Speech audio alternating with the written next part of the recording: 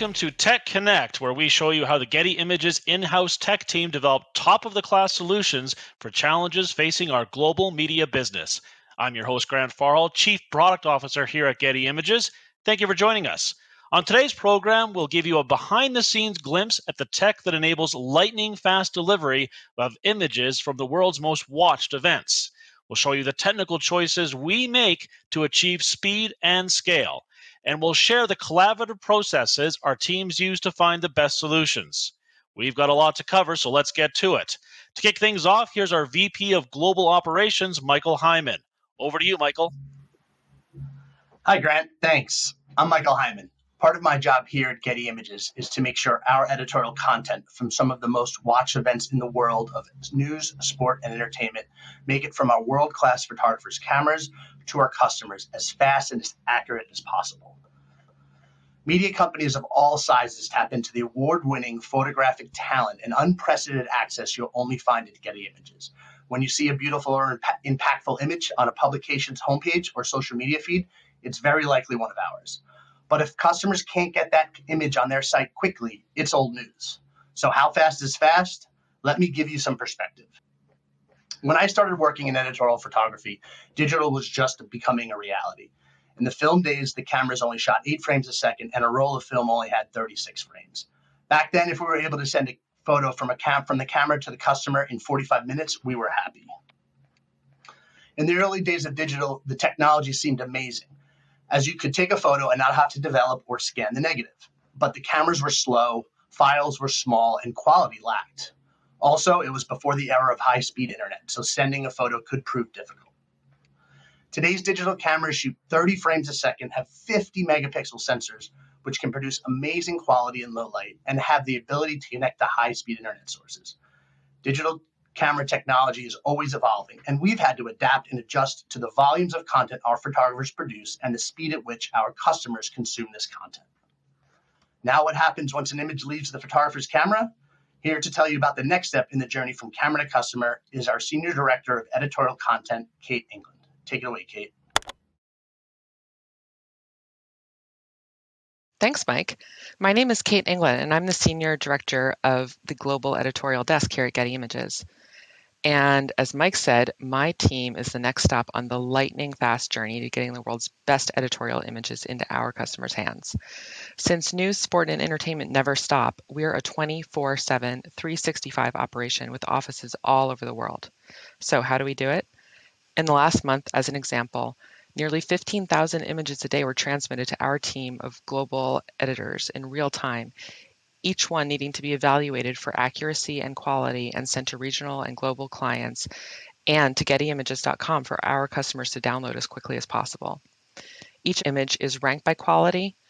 Each caption and metadata field is applied to describe and inform each image assessed for the differentiation our customers need for use in their publications.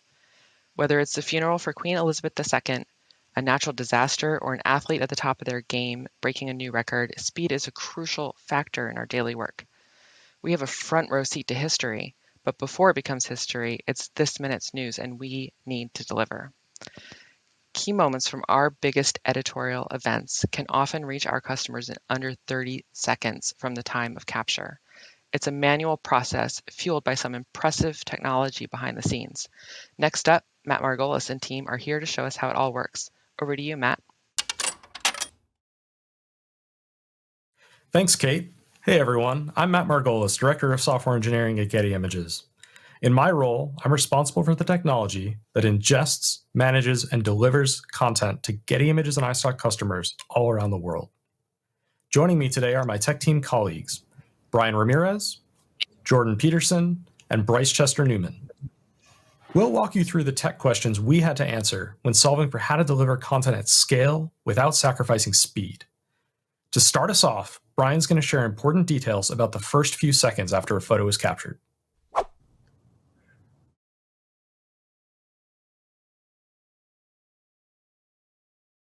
Hi everyone, I'm Brian, a senior software engineer at Getty Images, and for the last several years I've worked closely with our editorial teams to build tools to get the best photos out to our customers as quickly as possible. Cameras these days can shoot up to 30 frames per second, so how do we use technology to help editors find exactly the right shot of each key moment and do it fast? There's a huge difference between designing an ideal solution on a whiteboard and getting to see how your software reacts in the wild. An event venue might lose internet at a key moment, or we start using humans and robots together to capture an order of magnitude more content than previous years. I was fortunate to attend some of our biggest events, like Oscars and New York Fashion Week, to see firsthand how our software was excelling and where we could focus next to keep on getting faster. The first step in the process is to get photos from a camera in the field to machine running Focus, our field editing tool. We've heavily optimized the code that ingests images from cameras. By benchmarking in a lab setting, we were able to measure where we were CPU bound, where we were I/O bound, and how to efficiently detect camera rotation and generate thumbnails. We want to use as many cores and as much memory as we can without slowing down the other work happening on the machine. When a photo comes into our field tool, we use a couple of open source packages to process it. ExifTool to get embedded metadata, and Sharp to generate a thumbnail. Sharp wraps libvips, which is much faster and more efficient than ImageMagick for our use cases. As photos are loaded into the software, the next step is for an editor to find the best photos and flag that content for the rest of the team, who will work together to crop, caption, and send those photos out to the world in seconds. The UI in Focus is built using web technologies like React and Redux. Our rendering code has been optimized to the point where you can view a film of the event by holding down an arrow and infinite scrolling through tens of thousands of photos just to find the right one to work on next. In a typical web app, you use techniques like debouncing to slow down scrolling in order to improve user experience. But our software needs to go like super speed, so we optimize over and over until we had a tool that is fast enough to meet the needs of the world's best field editors. So our software is fast when everyone is in the same room working at an event, but what do you do when that's not possible? Even before the pandemic, some venues couldn't accommodate a whole field editing team, and with the pandemic, we had to plan for low or no on-site presence at all. Our solution, called Remote Field Editing, increases flexibility and was invaluable during these last few years. We've built a reliable and fast messaging system into Focus that allows for multiple remote clients to connect to a server at the event venue. On-site editors can seamlessly work with remote editors to form an assembly line that gets content to customers with quality and speed. Remote clients download only the images they need and synchronize state back to the server in real time. This enables truly distributed and fast collaboration to get images to customers as quickly as possible, even if we can't have the whole team physically at the venue. I hope you found what I've had to share interesting. Now Jordan will take us through the epic scale involved in managing our content in the cloud.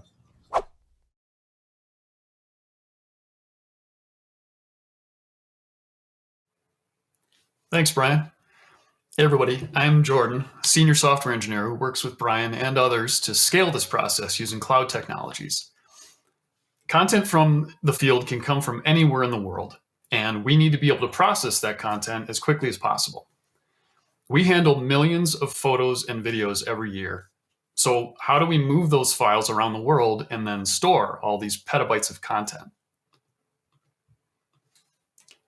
At Getty Images, we use AWS to receive, process, and then permanently store our content. For example, when our field team uploads a photo, they upload it to Amazon's S3 object storage in any of several worldwide locations. Then, to reduce the latency of all further processing, we move the file as close as possible to the remaining downstream systems. As you may be aware, imaging technology keeps improving, and file sizes keep growing every year. We typically see photos that are megabytes, dozens of megabytes each. Videos are often several gigabytes, and we need to minimize our costs for network and disk I/O. So here's a visual highlighting just a few of the steps in our pipeline to get an image ready for storage into our custom digital asset management system. Content is pushed through this pipeline by idempotent and asynchronous jobs, and each job can be independently scaled in response to the volume of content we're receiving at that moment. And these jobs execute in a highly concurrent system that uses the JVM to take advantage of its native threading and code optimization.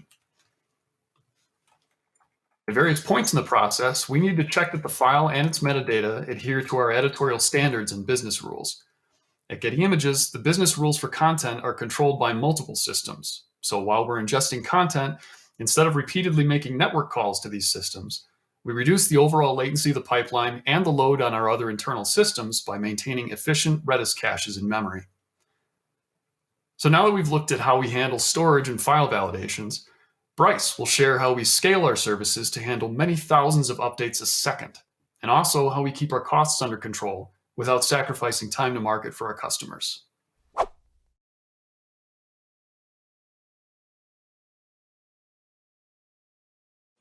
Thank you, Jordan. My name is Bryce, a principal engineer in Matt's group. We are really proud of how scalable and fast our digital asset management ecosystem here is at Getty Images. During our busiest events from time the editor clicks publish, it takes just a few seconds for our assets to get uploaded to AWS, ingested, and processed, and to become available to our customers. We handle thousands of creates and updates a second. We move gigabytes of content per second, retain and access petabytes of content. How are we making this all happen so fast and scalable? Well, what I'm about to show you is just the tip of the iceberg. Regards to technology and techniques that we use, again, it's just the tip of the iceberg. A decade ago, we were living in a monolithic world. We went from that to Scala and .NET. We containerized the services using Docker. We now use RabbitMQ and microservices to quickly distribute messages to critical services and process messages asynchronously, and using eventual consistency patterns. In the last few years, we migrated to services to Kubernetes. Kubernetes has improved our ability to scale with cost savings. The diagram is showing just a small taste of the services that collaborate. Some of these examples include image manipulation, video transcoding, and publishing to search engines that drive our customer websites. For asset data storage, we use event sourcing with SQLDB, Elasticsearch, and we also have architected to scale and speed using event sourcing, sharding, and clustering. So understanding and evaluating performance, how do we get there? Well, we use tools like Prometheus and Grafana. We use Kubernetes, as I mentioned earlier, to scale and to right-size our compute. We use Kubernetes jobs and spot instances. Getty Images is embracing the new technologies from camera to customer for cost and effective solutions, and especially fun solutions. I'm very happy with this team I work with. And now back to you, Matt, for some final comments. Thanks, Bryce. So to summarize, we get content out fast by building custom tools that work on-site and over the network. We leverage AWS to move and process files around the globe, and we scale our microservices on top of Kubernetes to handle events of all sizes. We'll all be back in a moment to have a panel discussion, but for now, over to you, Grant.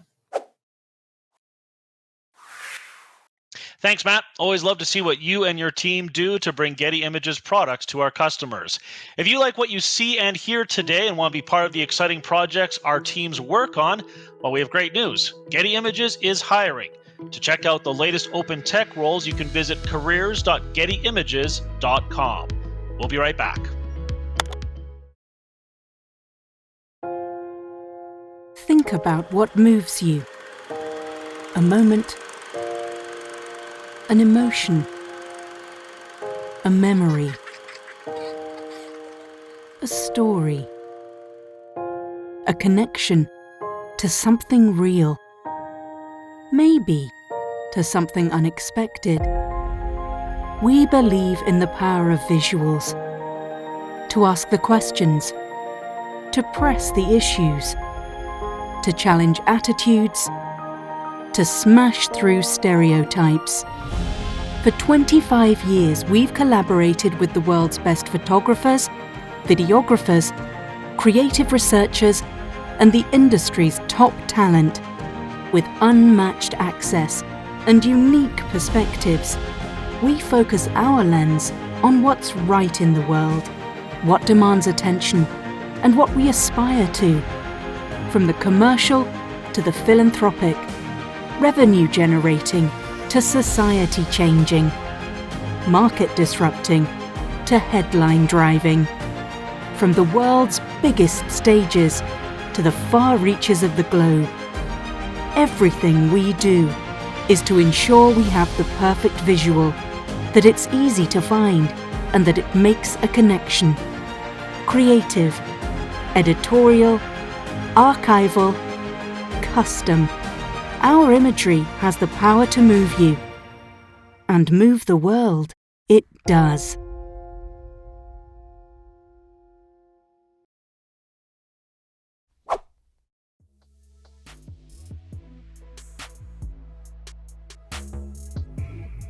Welcome back. I'm Jennifer Kelly, Customer Success Manager here at Getty Images. And having worked with our editorial customers for over 9 years now, I've seen day in and day out how the work our tech team does is so important to them and the publications they work for. The number of images that they can access and in an incredibly fast time really makes a difference when you're in the business of breaking news, driving what's trending, and showing the absolute latest in sports and entertainment from around the world. That being said, once again, we're joined by the team of tech experts you just heard from for a Developers Roundtable discussion. Welcome back, and let's learn a little bit more about what you all do. Brian, our first question is for you. What's your most exciting memory of collaborating with the editorial team to solve a problem in focus? A few years ago, Mike's team came to us and told us that they need field editors to be able to work remotely alongside field editors at venues. We didn't think there was any real problem with this, so we tried it. But Focus didn't work very well. It was very slow, and it just wasn't performing at a level we needed it to. So, venues have oftentimes pretty bad internet connectivity. And so we worked with his team to figure out how they can optimize their workflow.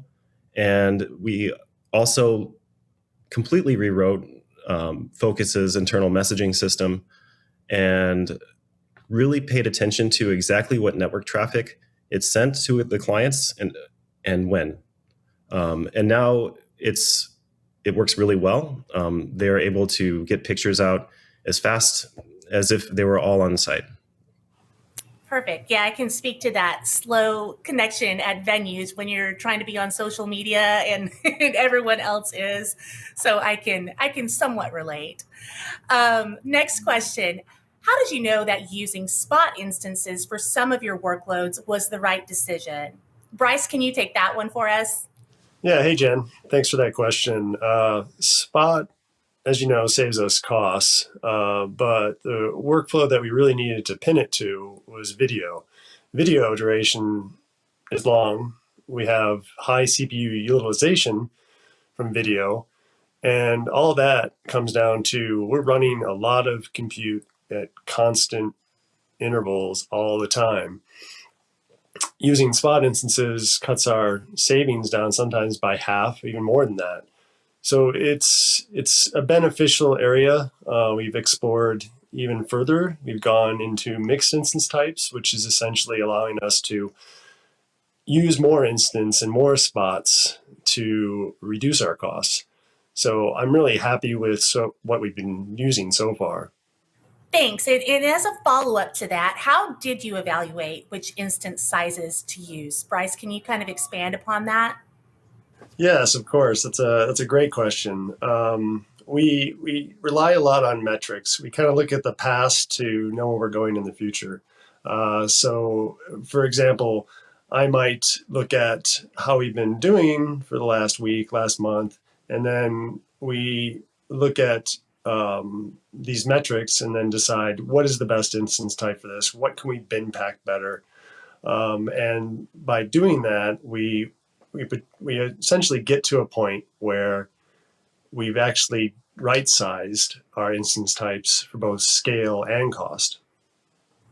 Perfect. Thank you, Bryce. Next question is, what's it like to deploy code that needs to work every time during a huge event like the Olympics or the Oscars? Jordan, could you take that question for us? Sure. Especially with editorial content. I mean, the seconds matter, as we've covered previously. So it is high stakes to deploy new code, but For the core of our platform, we have a really strong culture around code quality and peer review and testing, automated testing, manual acceptance testing. And we've architected our systems to be very reliable, and it's very quick to roll back our changes in case anything does go wrong. And we have the monitoring in place to determine that very quickly. So I would say most of the time it's just really satisfying to know that you're making that kind of huge change potentially to a system that so many people rely on, but it pretty much always works. Thank you. Yes, I mean, when we are talking about such large scale worldwide events like the Oscars, like the Olympics, clients want to see those photos as soon as those people are walking the red carpet or as soon as those medals are awarded. So timeliness is super important in that case. And jumping off of that, what do you think has been the biggest surprise in working with AWS to ingest and manage petabytes of content in the cloud? Can you expand upon that a little bit, Jordan? Sure. Well, we rely really, really heavily on S3, obviously. So working with and further improving our security around S3 has turned out to be more complex than I ever imagined it would be. Because there's kind of an emergent security model where between S3 and IAM, the Identity Access Management. S3 is a rather old service in internet time, so they had a more complex security model way back when we built this ingestion platform. And moving on from that and improving that has brought in more interactions with IAM, which has a different security model. So it's more complexity than I thought we would encounter. Maybe I shouldn't be surprised, but still, it was interesting. Great, thank you for that. Last question, what kinds of open source software do you use to process images and videos? Matt, I'm going to throw that one to you. At Getty Images, we're really fortunate in that we have in-house experts on both the technology side and the content side of things. And so when our dev teams want to bring open source software into our workflows, we can still have that human in the loop, that content expert, who can help us to confirm that the software that we've built on top of open source still hits those quality marks that our customers depend on from us. So for video, we worked really closely with our in-house video team, figure out all the different flags and switches we need to pass into FFmpeg, which is our software of choice for doing our transcoding in the cloud. On the imagery side, we have a custom image processing pipeline that we built on top of libvips. This lets us generate really fast but accurate outputs, whether it's one of the billions of thumbnails that we show in our search results every week, or a really high megapixel panoramic photo that a customer wants to download from our website. Great, thank you, Matt. And those are all the questions that we have for today. I want to give a special thanks again to our panel, Matt, Brian, Jordan, and Bryce, for sharing all their expertise. Now back to Grant to wrap things up. Thanks, Jennifer. As mentioned earlier in the show, we're currently recruiting for a number of tech openings. To see the latest opportunities, please visit careers.gettyimages.com. Thanks again for joining us. I've been your host, Grant Farhall. See you next time on Getty Images Tech Connect.